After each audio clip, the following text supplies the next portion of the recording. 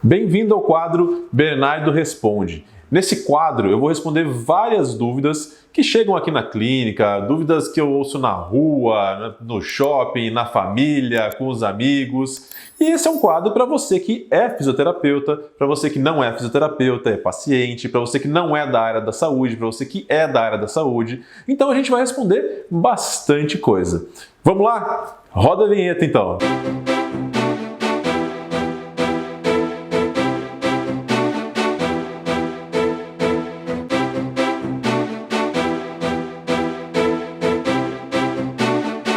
Usa. Muitas vezes tem alguns testes que são similares ou os mesmos testes que os ortopedistas, os neurocirurgiões, os médicos também utilizam, né? Que são testes ortopédicos já validados, inclusive, na literatura, né? Lembra? Quando eu falo literatura, é tudo que a gente tem de pesquisa que a gente precisa se basear, tá bom?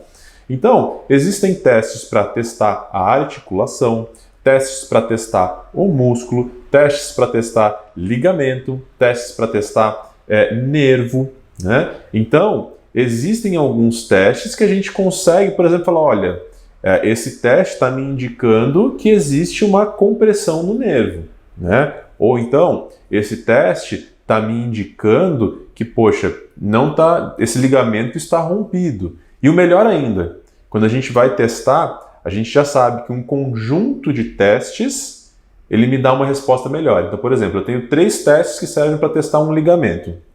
Se 2, por exemplo, tiverem positivos, eu já sei que realmente a chance de ter rompido um ligamento é grande. Então, por exemplo, a gente pode utilizar dessa forma. Então, são testes físicos que a gente faz. Existem alguns testes funcionais, onde a gente vai testar a função.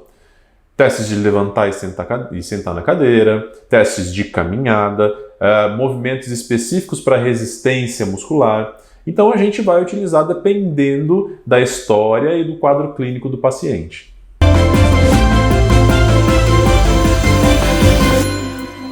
Durante a avaliação, a gente também pode utilizar algumas técnicas, principalmente às vezes algumas técnicas manuais, por exemplo, da fisioterapia manual. Então existe uma abordagem que a gente chama abordagem por modificação de sintomas, porque até muitas vezes os sinais e sintomas eles não são muito claros. E até mesmo alguns testes especiais ou testes físicos que a gente utiliza não vão dar um direcionamento correto.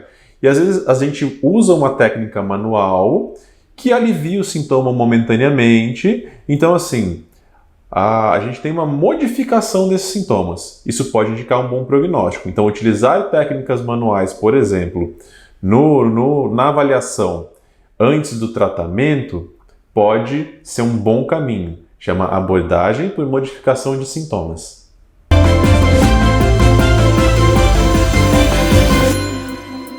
Durante a avaliação, a gente também pode fazer um diagnóstico diferencial, ou seja, esse lance de excluir ou incluir alguma patologia. Super comum na fisioterapia musculoesquelética, né? Da minha área, ortopedia, traumatologia.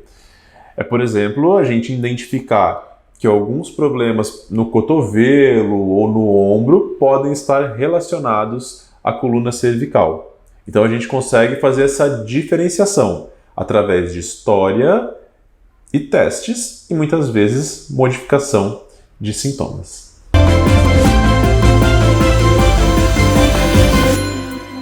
Assim como na medicina, a fisioterapia também tem especialidades, né? Então, por exemplo, você, tá tossindo muito e tal, você geralmente vai no médico, você procura por um pneumologista.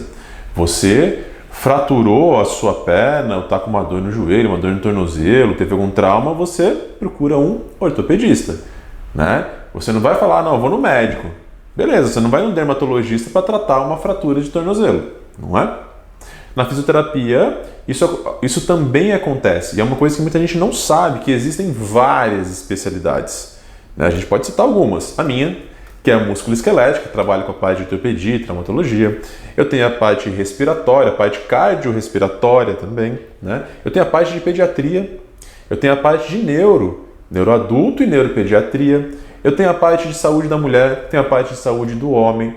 Eu tenho várias especialidades. Então o legal é você direcionar o que você busca, né? Talvez eu não tenha um tratamento tão eficaz. Vou falar do meu caso. Se eu for tratar, por exemplo, um paciente neurológico, que eu teria que encaminhar, que é o que eu faço, encaminho para fisioterapeutas especializados em neurofuncional. O básico eu sei, que eu aprendi na faculdade, como eu trato um paciente neurológico, de AVC, AVE, por exemplo, né? Agora, o fisioterapeuta neurofuncional vai ter resultados muito superiores ao que eu poderia chegar.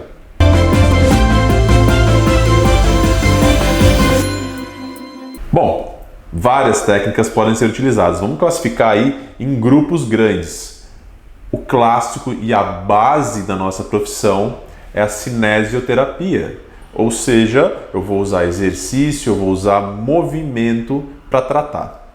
Então, dentro das técnicas de cinesioterapia, eu tenho técnicas manuais, né? Eu tenho técnicas de fortalecimento, técnicas de alongamento, técnicas de ativação neuromuscular, que envolvem essa parte toda do controle motor, enfim, né? Então, cinesioterapia, que é o clássico. Eu tenho técnicas manuais, né? Dentro das técnicas manuais, a gente pode fazer aí várias ramificações, que eu tenho a fisioterapia manual ortopédica, quando a gente fala de manipulação e mobilização articular, né? São aqueles, o pessoal chama de ajustes articulares, aqueles estralos, né? Muitas vezes, tá? A gente pode utilizar as manipulações e as mobilizações. Eu tenho as técnicas miofaciais, que trabalham com a parte da fáscia, que é um tecido que recobre o músculo, né?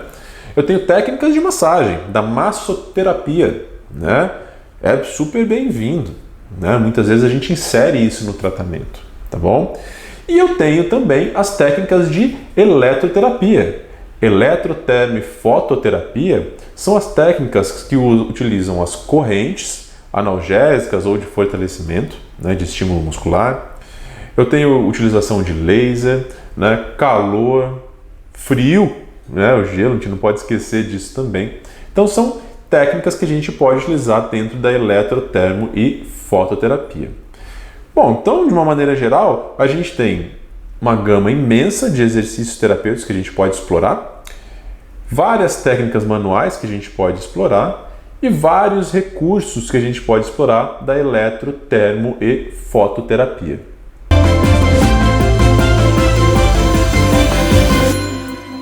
Então isso vai depender, né? Isso é bem legal. A gente não pode ficar focado assim, não, é só meia hora, só 40 minutos, só uma hora, tem que ser uma hora. Não, eu tô pagando uma hora. São coisas que eu já ouvi, né? Só que assim, a gente trabalha com o ser humano. Muitas vezes, em uma sessão, 20, 30 minutos, a gente precisou fazer uma intervenção que eu preciso de uma resposta.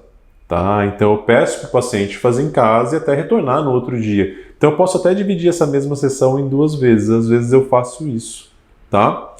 Que são encontros mais curtos. Como também às vezes eu preciso de encontros mais longos, tá? Então vai depender da necessidade do paciente, mas geralmente pode variar entre 40 minutos e 1 hora.